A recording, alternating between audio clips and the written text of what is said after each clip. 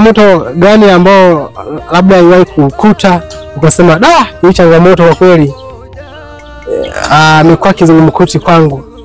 Yaani ni kweli katika huduma ya uimbaji changamoto ni lazima zisimame, kwa sababu shetani yeye huaga anapambana na walio wa Mungu, hapambani na walio wa nani, wa shetani.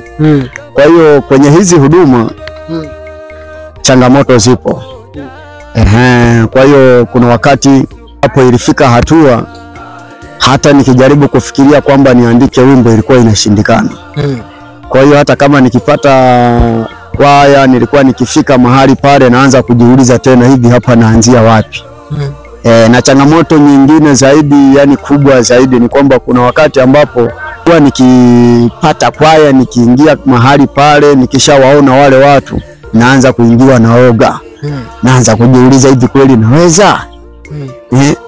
Afu nikijitathmini watu wenyewe ambao nimekutana nao tayari kifedha wapo juu, kielimu wapo juu.